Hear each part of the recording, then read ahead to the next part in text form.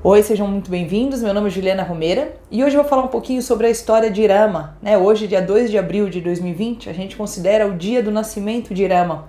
E Rama é considerado uma encarnação de Vishnu e é dito, na tradição, que sempre que a humanidade vai passar por um momento de provação e que precisa restabelecer o Dharma, Vishnu encarna para organizar. Então Rama seria uma dessas encarnações.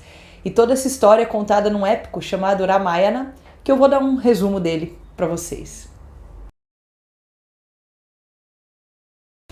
Então a gente vai começar a nossa história conhecendo o Ravana, que é um demônio. Esse demônio, ele era de fazer muitas disciplinas, muitas asceses, ele fazia jejuns prolongados, rituais, meditações, até que um dia Brahma, o Criador, foi obrigado a ceder algumas bênçãos para ele, de tanta disciplina que havia sido feita. E aí ele chega para Ravana e fala: Ravana, eu posso te dar um pedido aí por toda essa sua disciplina, o que você quer? Aí Ravana na hora fala: eu quero me tornar imortal. Mas aí Brahma fala: não, imortal você não pode ser, porque senão você vai se tornar um deus como eu, você tem que escolher um outro pedido. Aí ele pensa, e muito esperto ele fala: bom, então tá, eu quero ganhar o poder, que eu não vou poder ser morto por nenhuma deidade, por nenhum demônio e por nenhum espírito. E assim, Brahma concedeu esse pedido. E querendo ou não, ele se tornou um imortal. Ele podia lutar com as deidades que ele não morria, ele podia lutar com os demônios que ele não morria, com os espíritos superiores e inferiores que ele não morria, e ele começou a devastar a humanidade. E aí os deuses se juntam, vão lá para Brahma e falam: Brahma, o que você fez? A gente precisa fazer alguma coisa. E aí eles, numa reunião dos deuses, falam: bom, vamos falar com Vishnu e vamos ver se ele não pode encarnar, na forma de um homem, porque um homem pode matar Ravana, não fazia parte do pedido dele. E então Vishnu fala: ok, vou encarnar. Então existiu uma cidade chamada Ayodhya, que era governada pelo rei Dasharata, que estava muito infeliz porque ele não tinha filhos. Apesar dele ter 3 esposas, ele ainda não tinha nenhum descendente. E ele começou a fazer vários rituais, para que os filhos viessem. E num desses rituais apareceu um ser divino que entregou a Dasharata um pote de ouro com um líquido e falou: oferece para suas esposas, que assim as suas esposas terão finalmente os seus filhos. E aí ele chega lá no reino, dá esse líquido para as 3 esposas, e dessas 3 esposas nascem 4 filhos, sendo que um deles era Rama. Dasharata está lá no seu reino e vem um sábio chamado Vishvamitra. E Vishvamitra está sendo perturbado pelos demônios, que não deixa ele fazer os rituais, não deixa as plantações deles crescerem, não deixa nada acontecer, e ele está precisando de ajuda. Então ele pede para Dasharata para mandar os filhos dele lá ajudar. E Dasharata então manda Rama e Lakshmana, que é o irmão de Rama, para ajudar Vishvamitra a lutar aí contra esses demônios. E aí os 2 irmãos passam um tempo lá com Vishvamitra. Vishvamitra ensina muitas coisas para eles, como eles 2 ajudaram bastante, ele oferece algumas bênçãos, dá um monte de armas celestiais, a arma das deidades para eles. E aí depois que eles cumpriram o seu papel, afastaram o demônio que estava perturbando, eles começam a voltar para Ayodhya. Porém, no meio do caminho, Rama ouve que a princesa Sita, a mais bela das belas, vai ser oferecida em casamento.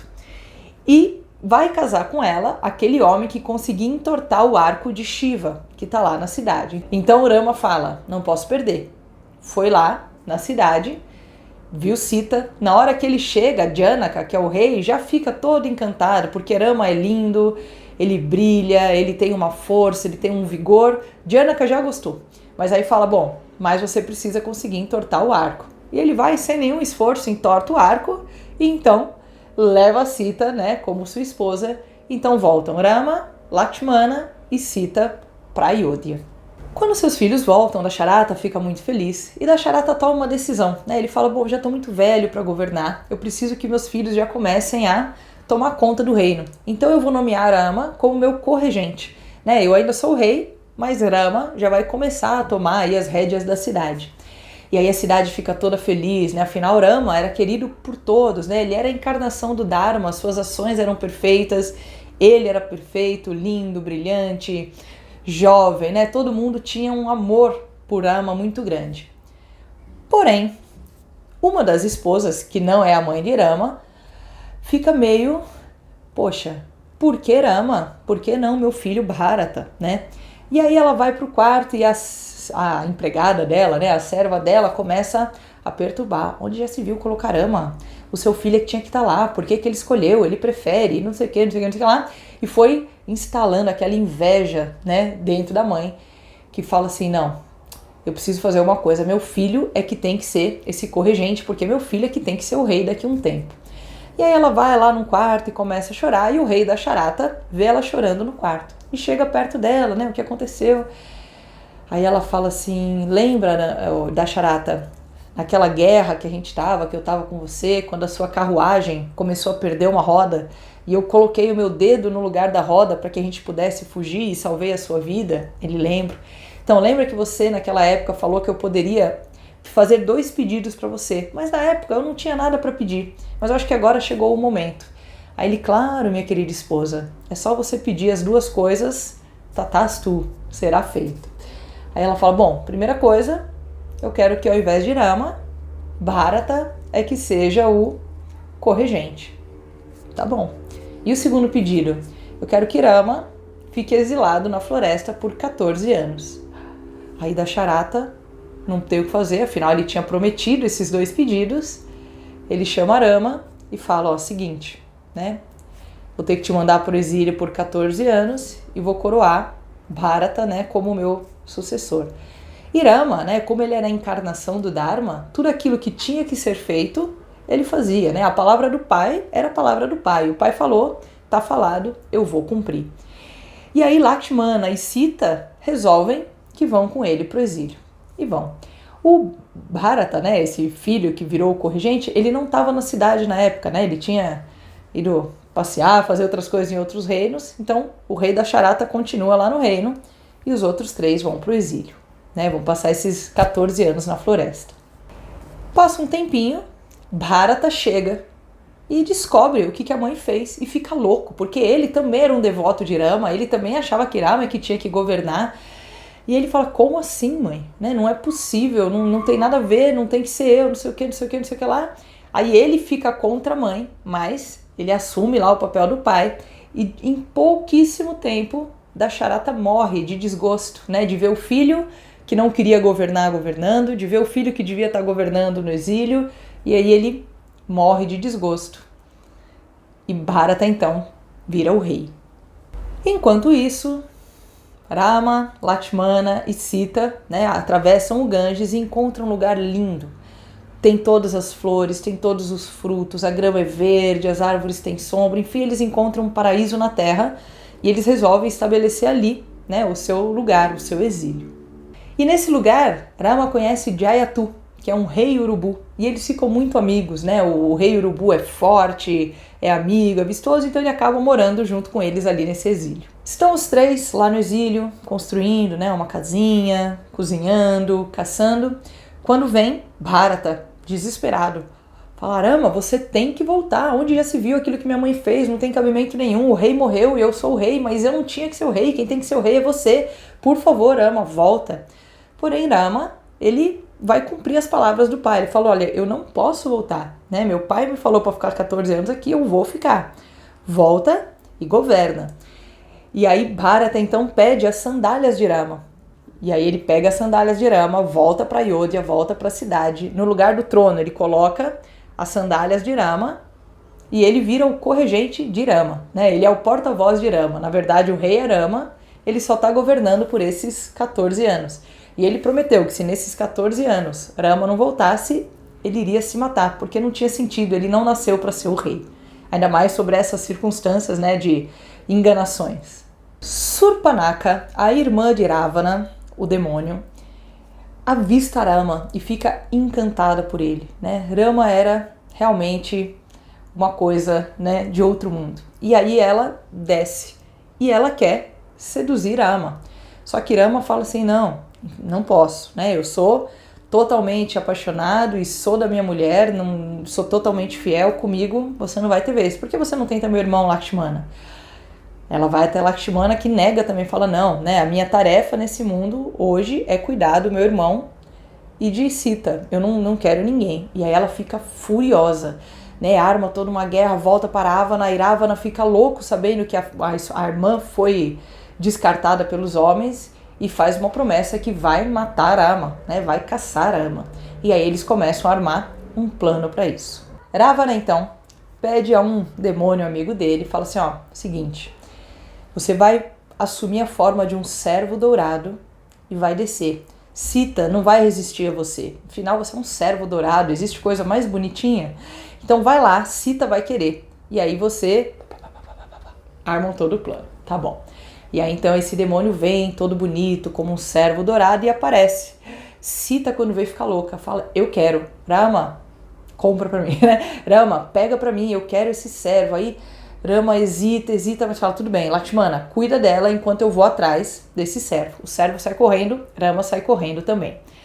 Porém, o demônio que estava lá de servo já não existe mais. Ele já desfez a sua fantasia de servo e ele começa a enganar. Ele começa, né, Lakshmana, Lakshmana, como se ele fosse Rama. Vem me ajudar, Lakshmana, preciso da sua ajuda, tô em perigo, não sei o quê. E Lakshmana fica naquele, né, Rama pediu para eu cuidar de Sita, mas é Rama, tenho certeza que é Rama que está pedindo ajuda. Aí ele pega e faz um círculo em volta da casa de Sita, né, com Sita dentro e fala, Sita, enquanto você estiver dentro desse círculo, você está protegida. Não ultrapassa esse círculo em hipótese alguma. Sita fala, tudo bem, pode ir. E aí Lakshmana vai. Enquanto Lakshmana vai, aparece um velhinho, que nada mais é do que este mesmo demônio, agora na forma de um velhinho que chega perto de Sita, atrás, né, fora desse círculo, e começa a pedir comida.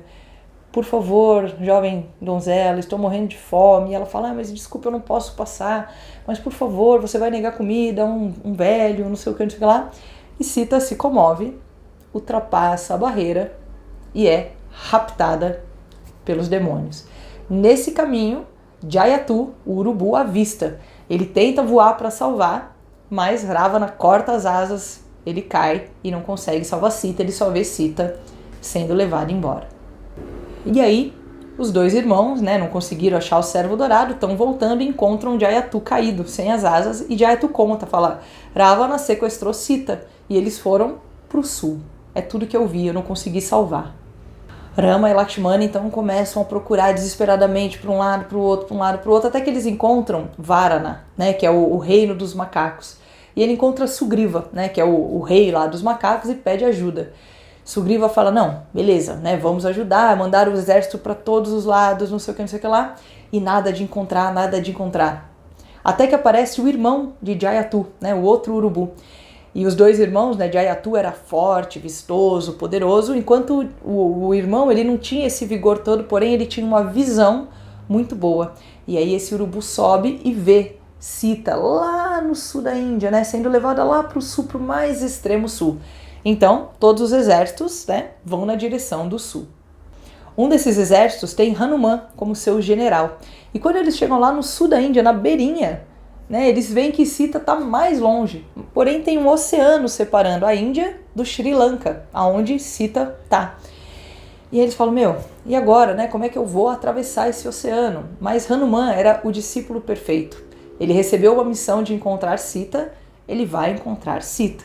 Então Hanuman fica gigante, e num salto ele atravessa esse oceano e pousa no topo da montanha mais alta lá do Sri Lanka, onde ele consegue enxergar a ilha toda. E ele se camufla, né? Ele vê que a cidade está toda cercada, né? Super segura para ninguém chegar perto. Então ele se transforma num gato para poder, né, circular sorrateiramente. Aí ele chega no palácio lá, encontra Ravana cheio de mulheres em volta, mas nenhuma é Sita.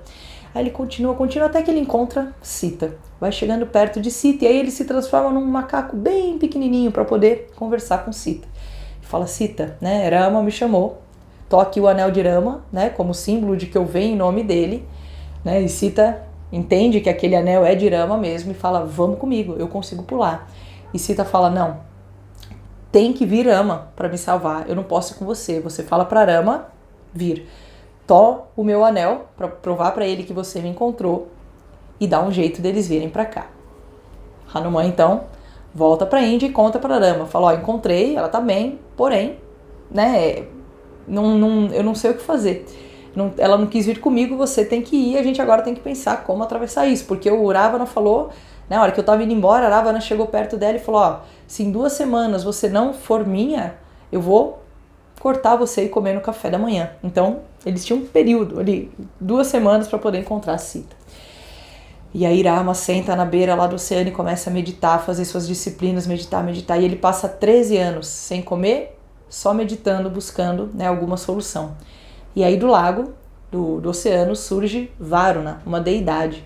E Varuna fica indignada, fala assim, Rama, você é uma encarnação de Vishnu, você é muito mais poderoso do que eu. Por que você ficou fazendo essas disciplinas de homem, né, de ser humano? Fala, não, eu estou como um ser humano, eu preciso fazer o caminho certo, né? Lembra, ele era a encarnação do Dharma.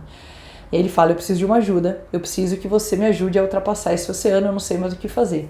E aí Varuna então fala assim, ó, seguinte, pede para os seus homens construírem uma ponte em cima do rio, do oceano, que qualquer material que eles colocarem eu vou fazer boiar e ser firme, como se tivesse sido construído em cima da terra. E aí os exércitos começam a jogar um monte de pedra, um monte de pedra, um monte de pedra, um monte de pedra, até fazer essa ponte que liga a Índia ao Sri Lanka. E com essa ponte, Rama chega, né? Então, Ravana já fica sabendo que Rama está chegando, já começa a recrutar os seus exércitos. O Rama também começa a recrutar todo mundo para lutar. E aí existe essa grande batalha, né, que duram vários dias. Então, eu vou encurtar a história, não vou contar nada da guerra. Mas, né, a guerra acontece em várias coisas. Mata um, mata outro, mata aquilo, mata isso, mata aquilo. Até que eles falam assim, gente, a gente está devastando todo mundo. E nada acontece, faz não sei quantos dias que a gente está aqui nessa guerra e ninguém está chegando perto de ganhar ninguém. Vamos fazer o seguinte, vamos fazer uma batalha, Rama versus Ravana. Combinado? Combinado. E aí os deuses já ficam loucos, falam, meu Deus, essa batalha não vai ser forte, não vai ser fácil, né? Se segura que a terra vai tremer. E aí começa uma batalha. Porém, Ravana, ele tem 10 cabeças. Então, cada vez que Rama atira em uma cabeça, essa cabeça é cortada, nasce outra. Corta uma cabeça, nasce outra. Corta uma cabeça, nasce outra. Corta uma cabeça, nasce outra. Uma vez, 2 vezes, 3 vezes. E ele lá. Então, né, a simbologia é a nossa luta contra nossos demônios, que a gente acha que neutralizou e nascem outros, né?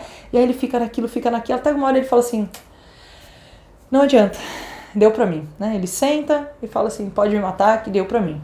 E aí, nesse momento, né, o irmão de Ravana, que em algum momento tentou fazer com que ele parasse com a guerra, né? Faz as pazes com Rama, devolve Sita, pra que você quer ela? Olha o tanto de mulher que você tem. E aí eles brigam, né? Porque o irmão de Ravana não concorda com aquilo. Então, esse irmão de Ravana chega perto de Rama e conta um segredo. Fala assim, ó, no umbigo de Ravana é onde vive o Amrita, né? Que é o néctar que faz essas cabeças se produzirem, né? O que faz ele ser imortal. Então mira no umbigo, né? O ponto certo, é o ponto fraco.